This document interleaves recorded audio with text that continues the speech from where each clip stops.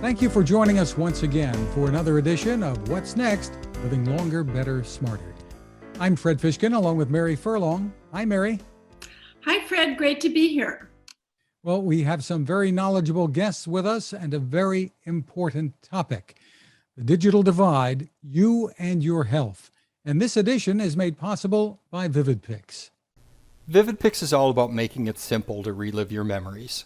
This includes scanning or downloading photos and documents to create your family history, fast, easy, and affordable software to improve these images, and various education to help people do more. With Mary and Fred, we look forward to sharing with you on an ongoing basis many new ways to live longer, better, smarter, and not let your memories fade. Mary, as we said, we have some people who are very much in the know joining us. We'll be talking to Gary Shapiro, President and CEO of the Consumer Technology Association, which represents the industry and hosts the big annual Consumer Electronics Show every year in January. And also with us is the Technology Strategy and Relationships Director for AARP, Michael Phllips. It's good to see you again, Michael. Michael, I know you've spent 20 years working on this issue, and it's been 20 years we've been working together at AARP, and you have experience that's so valuable. And this is an issue that I've been committed to my whole professional life. So now it's front and center. And there are many ways that you're looking at the digital divide. And of course, with COVID, that's made it even more important to look at the topic, as well as the topic of health equity. So help us get in the know here, Michael. Yeah, and Mary and Fred, thank you guys very much for having me here today. You know my passion around this topic area. We've been talking about it for many years, and it's sort of changed and evolved as our lives have changed and evolved.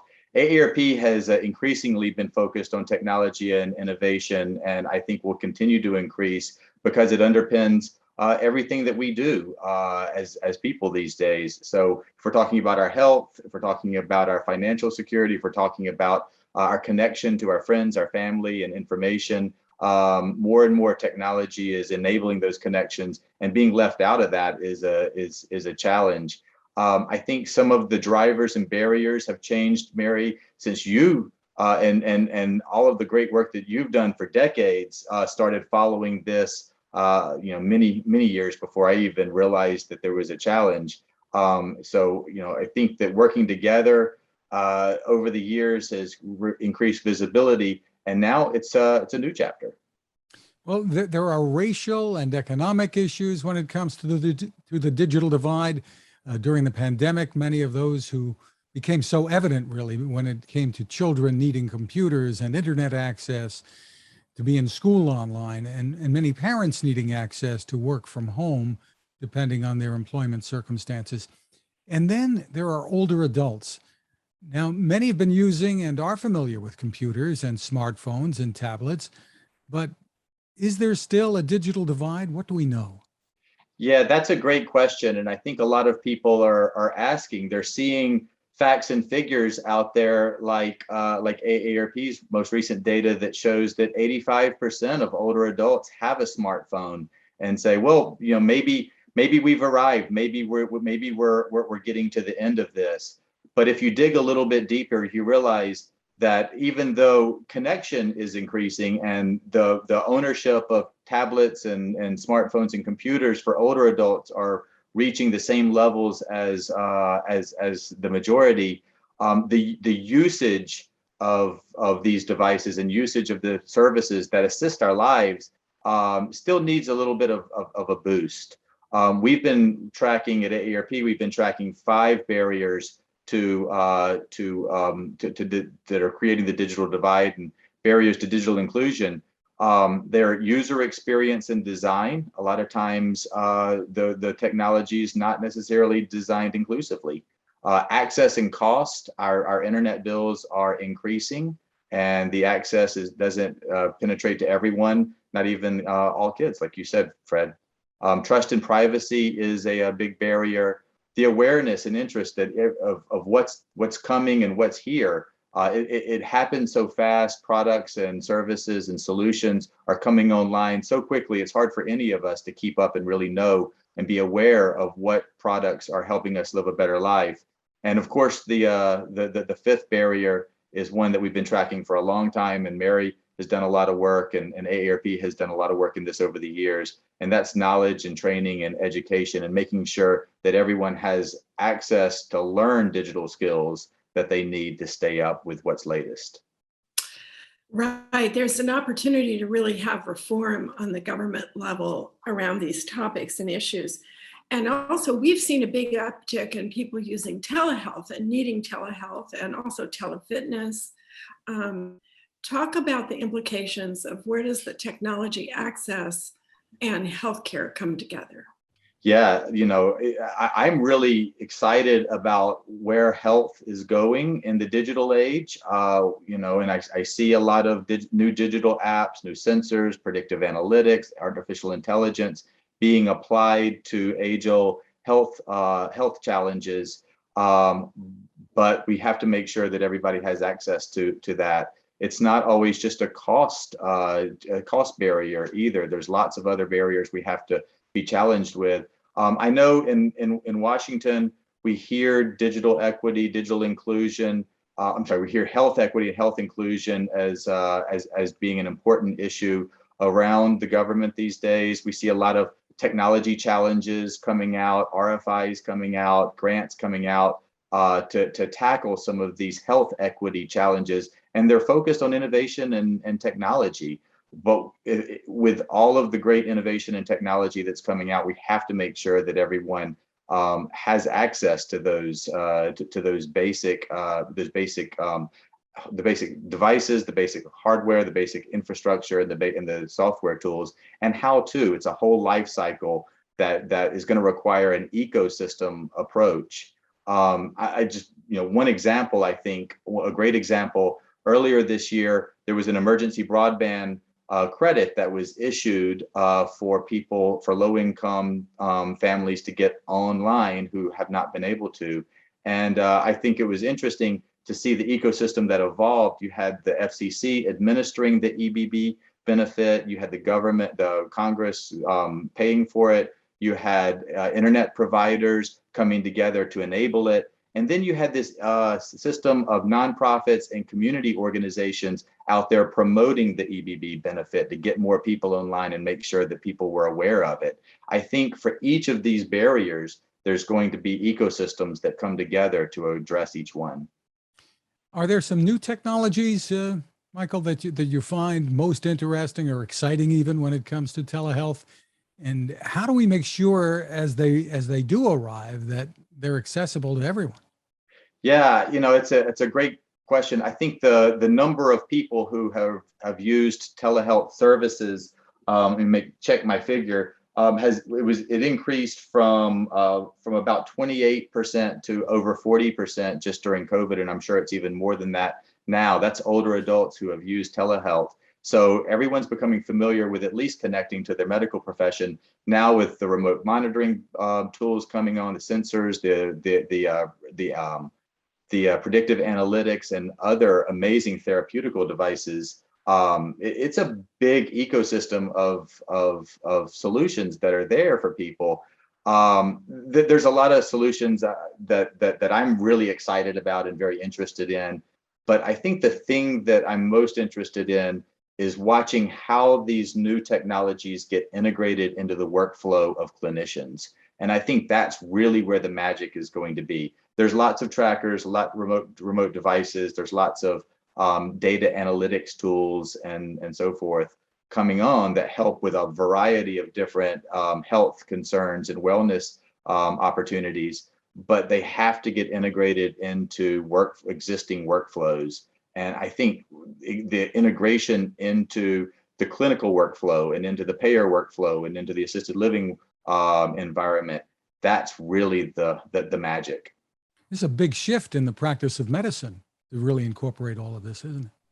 It is, and it's not. It makes it even more complicated because the technology is moving fast. The innovation cycles are happening quicker. What can you trust? What can you not trust? and then the data integration so that things aren't fragmented. I think following the health data, because it's the health data that's coming off of sensors and ADL monitors and fall detectors, that data is power.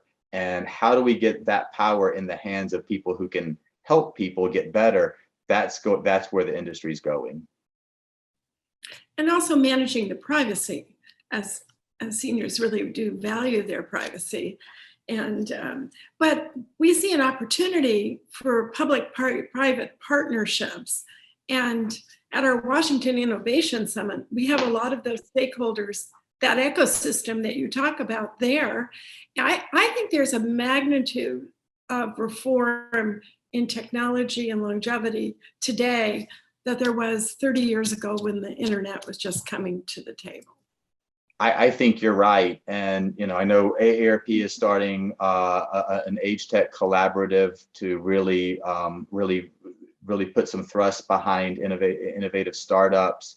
The healthcare models, the payer models, the provider models are taking note of what's going on. Government is taking note, and the large tech organizations are all getting involved in health in different ways. And it's ecosystems, it's partnerships of that variety that's going to move the needle. I think that it's great that technologies are coming together to provide solutions, but then those solutions, we have to figure out how we pay for them, how we deliver them, how we provide support for them, and how we can, you mentioned health data, Mary, how can we help people to trust the data that's or the health and the health technology and digital health that's coming their way? Any thoughts, Michael, about the need for more choices for people when it comes to broadband services? I mean, some people in rural areas have just about no choice. But if we take a look at the picture, where I live, basically there's one internet service available to me unless I pay for Elon Musk's satellite system. Right. There are a lot of question marks. Yeah, and if you're faced with an $80 or $90 monthly internet bill, and people are telling you that it's worth it, you should buy it, but can't really explain the value, I think that's a challenge for people. We definitely need to find new ways of thinking about broadband. AARP has a lot of legislative and advocacy efforts underway and campaigns underway at the state and the national level to see how we can help people in those rural communities find more solutions, and how we can think about internet service a little bit different. As healthcare becomes tied to access, I think it's going to change the conversation around broadband. Oh, I was going to say, and also with regard to caregiving and how people take care of elderly relatives from far away.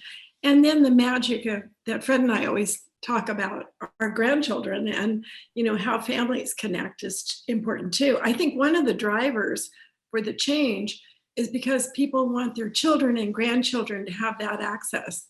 And in time of COVID, that was the only highway we had to travel. So very important insights and conversations, and how exciting after all this time to still feel like we're moving forward. And maybe the time is now, we're at this tipping point, and to have so many people engaged in the conversation and so many investors and entrepreneurs trying to create new products and services. So thank you, Michael. It does seem like a tipping point. You're absolutely right. Government seems very interested in health equity. The age tech is a legitimate category of products, thanks to all the years of hard work of people like you in the industry, and investments are starting to increase. So it does. I think that's a good way to put it. It is a tipping point now. Thank you, Michael.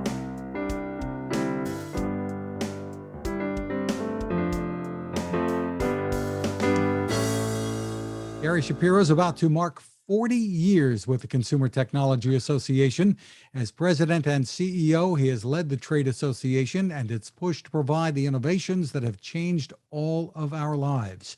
He's the author of some best-selling books too, including Ninja Future, Secrets to Success in the New World of Innovation.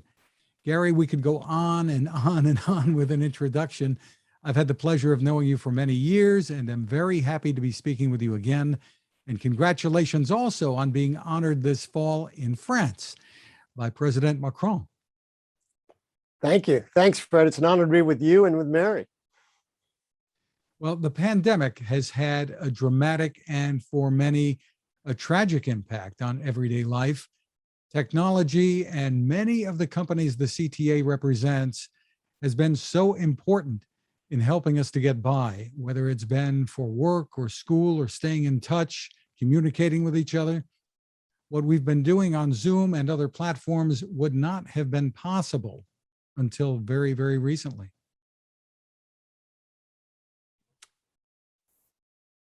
Your thoughts about the role technology has played in helping us all get by over this last year and a half? Well, certainly it's been a very difficult but important period for us in that we realize that technology can help save us in a very difficult situation. Not only did the technology world step up and provide the means that many of us in white-collar jobs could communicate and do things that we haven't done before, but also it allowed us to stay connected with people around the world, try new approaches. It's also, in a sense, pushed us to a digital environment that even businesses had been slowly marching to, but now every company is a technology company. And certainly people realize the importance of broadband connectivity. And we've seen great things come out of it in many areas, such as telemedicine, and even how we got to the vaccine involved a lot of uses of technology, and that's really made a difference. You know, there are many, however, who've been left behind here on the wrong side of the digital divide, areas where high-speed internet isn't available, or where it's available maybe is too expensive, or the devices to connect cost too much for many people. And others, sometimes older adults, who are left behind because the technology seems too difficult to use. So what's your overall view of how significant a problem this is that we're facing? Well, I think one thing we've seen, especially with children, is that having internet access is absolutely essential in terms of allowing equality of opportunity. It doesn't matter your political party or really what it is. We've all seen it firsthand. We know, first of all, how difficult it is for children to learn, even with great internet access, but they have to have that basics just to survive, especially that first year or so where most kids were remotely educated. So in my view, at least, the access to internet and to broadband is a fundamental right. You know, certainly it's not as high as health and food, but it's above many other things that we are willing to give children, such as sports and things like that. So internet access is really important. And it's also important not only for kids, but it's important for other people, elder Americans and others that are alone for whatever reason, or people that a lot of people just didn't want to leave their homes. And by being connected to the internet, it's something which was really important and allowed them to stay connected with people and with information and even news about the virus and things like that. So we were the lifeline and we stepped up. I mean, if this had happened just 10 years ago, I don't think we would have been in the same position technologically or even public acceptance wise. But as we've gotten a great services, whether it's how we're doing this today with a video or whether it's chat services or the fact that the 5G and 4G have allowed more things to happen, we've seen major changes. And that's important in that because we're humans and it's not the strongest that survived, it's not the fastest that survived, it's those that adapt the quickest, to requote Charles Darwin. It's something that I believe in. And those that adjusted, the businesses especially, but also people, average citizens, were able to have that access to the internet. They're the ones that are doing better than those who don't. And we've seen the gap between the haves and the have-nots. And it's good to see we're doing something about it as a country. You know, Gary, I was part of the Clinton administration as a commissioner on libraries and the internet many years ago. And we were all advocating for more broadband use by older adults. There's a lot of parallels between older adults and young children in terms of access. But certainly when older adults were isolated at home, it became imperative that they have access to technology. So do you think this is a watershed moment where we'll see more government regulation, and are corporations stepping up as well? Well, first of all, I just want to applaud your early focus on the older Americans. We, as an organization, we're a nonprofit association, but we created a foundation because we came up with some money that we didn't think we were going to get. And we spent a long time debating what we would do with that foundation money. And we decided, with the passion of one of our foremost leaders, who's still very much involved, the founder of Vox, or Audio Vox, John Shalom, is that older Americans and people with disabilities need access to technology. John Shalom was very focused on the fact that there's a loneliness component of it, being isolated. So what we've done as a grant-giving foundation is given a lot of resources to organizations that could close that gap, help people that are deprived of technology, who are lonely and alone, have access to technology. So that's been a constant discussion item around our water cooler and our volunteers for at least 10 years now. And that's very important. In terms of what can be done from a public policy perspective, there's been some certainly efforts over time. I mean, the Obama administration tried. They gave over $1 billion to deploy broadband to those that don't have it. It honestly only got to a few thousand people. It wasn't really a good use of money. There's now, in the infrastructure package, obviously there's big money for broadband. We hope that works. It's a lot of different ideas in there. It's certainly many different types of efforts, and hopefully one of them will work.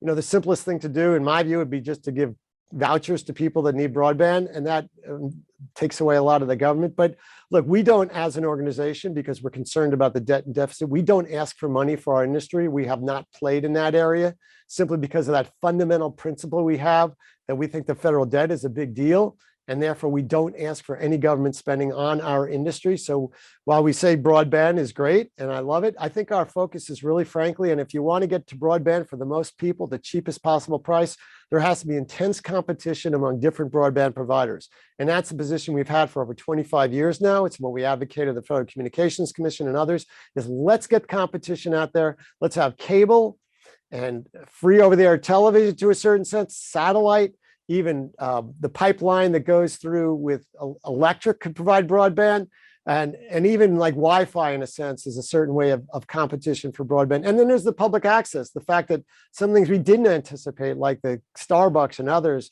having internet available, and libraries, which definitely played a great role in internet availability to those that, of all different types of walks of life. So it's a healthy environment, we believe, when there's greater internet access, also when there's unlicensed spectrum.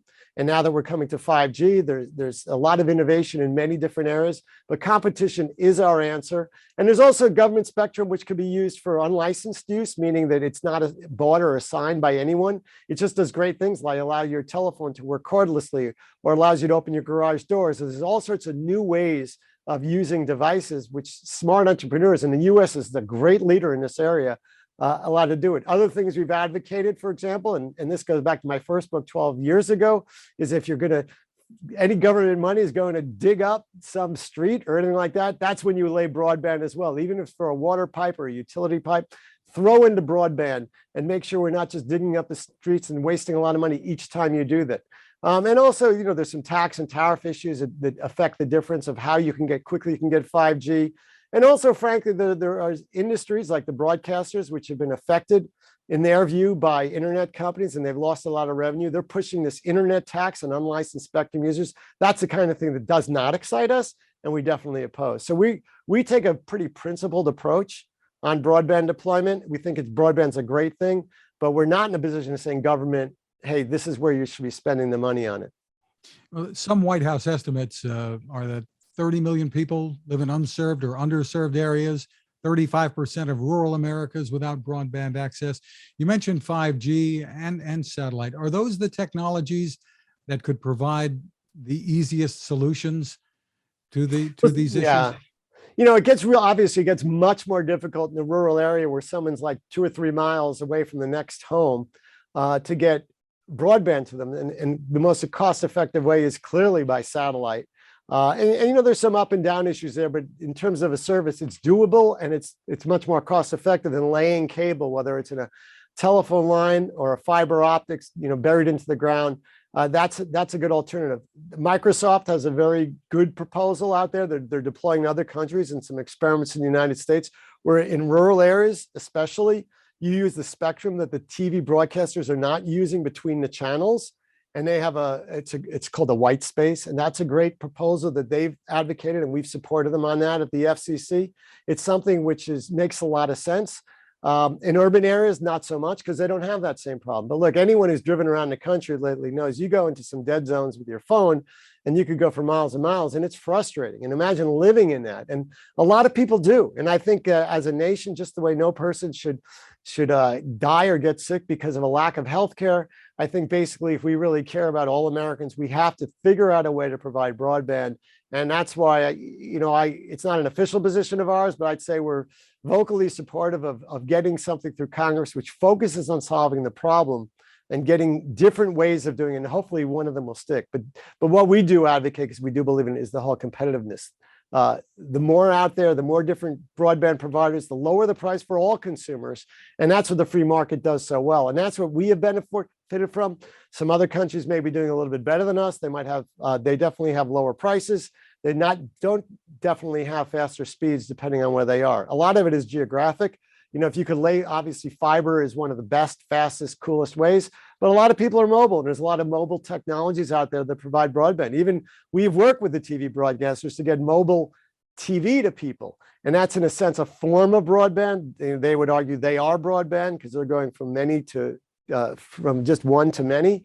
Well, broadband is kind of the opposite. It goes from many providers to many people. So there's different ways, there's different interests, there's different economic interests, but every person, I think, over a certain age of 4 or 5 certainly should be having access to broadband. I notice your book's behind you, and I can see another book ahead of you, because certainly this year or past 20 months have been really a tipping point in terms of technology adoption. Tell us your book titles. I know some in the audience might want to read them. Well, so the first one is The Comeback, and it's focused on how the United States is about 12 or so years ago. It's focused on what the US must do to compete with the Chinese. And it was definitely ahead of its time, but as a regular visitor to China, I saw it coming. And that's how I start the book, and that's what I talk about. And I talk about some of the things like broadband deployment is absolutely critical to our future, and other things as well, things we must do as a nation. The second book is Ninja Innovation, and it's focused on what companies are doing as innovators. I think personally, my view of the world is the United States is in a great position. We are a nation of innovators. It's our destiny, in a sense. It's who we come from, people who wanted a better life for the most part. It's our First Amendment that allows us to challenge our government. It allows us to gather together. It's our focus on individual liberty. It's the fact that we're the most diverse country in the world, and that diversity promotes great ideas and our ability to, frankly, to disagree with each other, usually in a respectful way, except maybe politically, but even in companies themselves. The more diverse the company, the better the company does. So all these things together, and the fact that we all think we could do things better, we have that attitude. And failure, and this is huge, having just spent 2 weeks in Europe, failure here is a lesson. It's an education. It's not a death sentence for your career. So if you try to start a business and you don't succeed, that's a good thing. And I talk a lot about those principles that we should keep focusing on to make us better, and what great companies do. And the final book is Ninja Future, and it's about all the new technologies that are coming, whether it's 5G, artificial intelligence, blockchain, all these different technologies that are out there, how we're doing as a country, how some other major countries are doing. And it basically talks about some of the things, even getting personal advice as to how you as an individual could succeed in face of this extremely fast changing landscape. All the books are different, and I hope you're right about the fourth. I'd love to talk to you later about some of the ideas you have, because writing a book is a labor of love, but it's very gratifying, especially when you realize how you do change people's lives. I also have a follow-on question, because I know you too work very closely with AARP and AARP Innovation Labs. Tell us a little bit about some of the organizations that you're working with and what's ahead at CES this year. Well, thanks for asking. CES is our big trade show in Las Vegas every January. It's January 5th through 8th, and it's one of the fastest coolest, most wonderful places that innovators around the world get together, and they do business with each other. They do business with retailers, investors, suppliers, and potential partners. And everything about technology now is about partnering. And that's why teamwork is important, and working with diverse groups is important. But innovation occurs when diverse ideas are put together and create something new and better. And in the world of technology now, you can't go it alone. You know, you're always partnering with someone, and to get something good, to cross-license patents, to distribute, to do things like that. What we're going to see at CES is self-driving vehicles, artificial intelligence, deployment of 5D technology. We have a record number of mobility products at car companies going to self-driving and electric vehicles. You know, everyone from the CEO of GM to almost every major car company, to even helicopter companies and spaceship companies will be there. And of course, there's a focus on healthcare technology. That's huge given where we are, and it's been a growth area for us for years, but now we're seeing products that people are relying on for telemedicine, for remote diagnostics, for all sorts of things, and very innovative products using artificial intelligence and other things. We also have a great connection with the content world, chief marketing officers, as well as the content providers, the platform providers. They get together at something called C-Space at a separate group of hotels.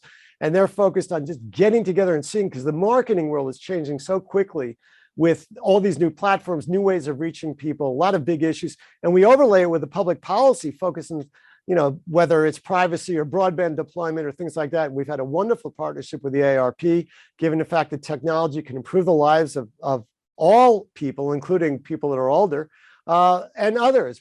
For example, we have a partnership with the Indianapolis 500 producers. They were there with their self-driving cars. I was just there last weekend, and they had a contest among universities around the world as who could program a standard self-driving car. And they had a race, and they'll be doing all sorts of great stuff at CES.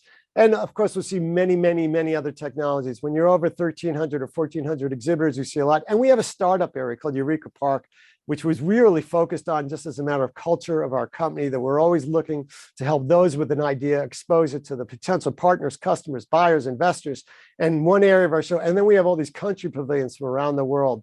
So that's we're thrilled to be back physically in Las Vegas, because we believe in in-person events. I've just come from events in Amsterdam, Paris, and New York. And the joy of people being together and talking face to face and discovering things is really just so exciting. So that's what we're doing. If you want to see the most innovative products there, we had a record number of people applying for great new innovative awards. We had over 1,800 products submitted, and we have our award winners there. And of course, we'll be with our foundation pitch contest back in person. It is sponsored by the AARP Innovation Labs, and that focuses on smart home technologies.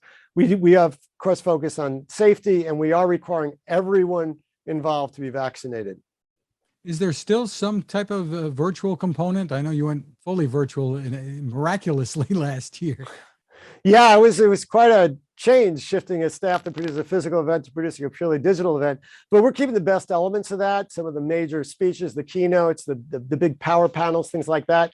And also what we learned from that, the most valuable thing we did was extend the life of the show for people around the world by 30 days. And even journalists who come and others were so appreciative of the fact that, you know, trying to attend the over 1,000 speakers and all the thousands of exhibits is physically impossible, even digitally. But if you can come back when you get back to your home, or if you can't go at all, accessing it through the web is something that we are offering to really expand the footprint and give our participants another opportunity. So anyone who exhibits at CES has a free opportunity to expand their reach globally, and we'll see how many of them take out that opportunity. Now, hopefully it's a temporary blip, but I need to ask you, I'm sure it's top of mind with all of your members right now, is the supply chain issue and how they're getting through even this holiday season. Any thoughts about that and how we can speed along the supply chain to get things fixed? A blip sounds like it's really tiny. It's really bigger than a blip. It's a real issue, and it comes from so many, it's multifactorial, whether it's just not the chips. It's the fact that there's, rolling blackouts in China for electricity purposes as they tried for a while to cut back on their extreme cold usage. It also has to do with the fact that there's all sorts of shipping delays. We have a very inefficient West Coast port system under one union where they intentionally limit the number of people that can work there. We also, there's only 5 shippers and they they control the market, and their profits and prices have increased multifold. There's a lot going on there. They actually have an antitrust exemption. I didn't know that till a few months ago, which is really weird because only unions, Major League Baseball, and a few insurance people have an antitrust exemption. So they could pretty much do whatever they want. I know Congress is looking at changing that because it's definitely going to affect the holiday season in ways we can't anticipate. And I know it's a huge amount of angst for retailers, for distributors, for people in the distribution channel, and obviously for suppliers from around the world. And it's affected even our ability to buy cars and things like that because of the chip issue layered on top of that. It doesn't appear to be a short-term problem, at least if you define short-term as just through this holiday season. It's going to go on at least the first half of next year. And eventually in 2 to 3 years, when more semiconductor plants are built, you'll probably even out. But right now, the chips are getting much more sophisticated. They do a lot of things that, when you layer on artificial intelligence and that, we are going to have smart cars, smart robots, artificial intelligence. We're going to be safer. We're going to be healthier. We're going to be better connected, educated. And it's coming from amazing uses of technology, and technology does so much good. We could focus on a couple of companies that have pushed the envelope of privacy and marketing, things like that. But the reality is we have 1,500 corporate members at CTA, and every one of them is trying to make lives better for people around the world. And I think we're doing it. We're doing it, as you talked about earlier with COVID, and we're doing it in other ways. And just, you could take any category from self-driving to health technology to whatever you want, to how drones are used to get medicine to rural areas now around the world. There's so many good things happening that are making our lives better, healthier, safer. So I'm pretty happy with what I do. I look forward to seeing any of you and your viewers at CES. You go to our website, cesweb.tech or ces.web. CS.tech, not web.tech. That was the old one. ces.tech. See, I know everything but the most basic thing I should know, which is our website, ces.tech, TECH. And you can find out more about CES. Well, Mary, the CTA's involvement in these issues that Gary's highlighting, and from the digital divide to technology to help older adults live independently for longer, has really been so important. So inspiring. And I want to read the books. I want to come to CES. I love the idea of having it up for 30 days after. We are in a hybrid world, I think, in the future. And congratulations on the leadership and the talent and bringing people together at this important time. It's changing the workforce, it's changing healthcare, it's changing the lives of young people, older people around the world. And I love your enthusiasm. I want to see those helicopters. Fred, we'll be there to cover it one way or the other, right? We will. Thank you, Mary, for those kind words. And trust Fred. He's a veteran. He knows how to get around CES. He knows how to wear comfortable shoes, drink plenty of water, avoid alcohol, all those other things. So we look forward to seeing both of you there, and I look forward to seeing you in Las Vegas. Mary, the digital divide is such an important issue affecting young and old, schools, businesses, healthcare. It's great to see organizations like the AARP and the Consumer Technology Association making it such a priority. Yes, and they'll both be a part of next month's Washington Innovation Summit on December 1st and 2nd, which will be virtual again this year, really designed for anyone interested in longevity, aging, and the government regulation that's taking place around those issues. This was a very dynamic session today, Fred. Some power players. And there's more information about the summit at maryfurlong.com. That's also where you can find us and all of our podcasts. We want to thank Michael Phllips and Gary Shapiro for being with us.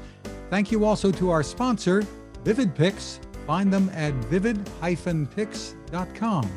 And thank you for listening or watching.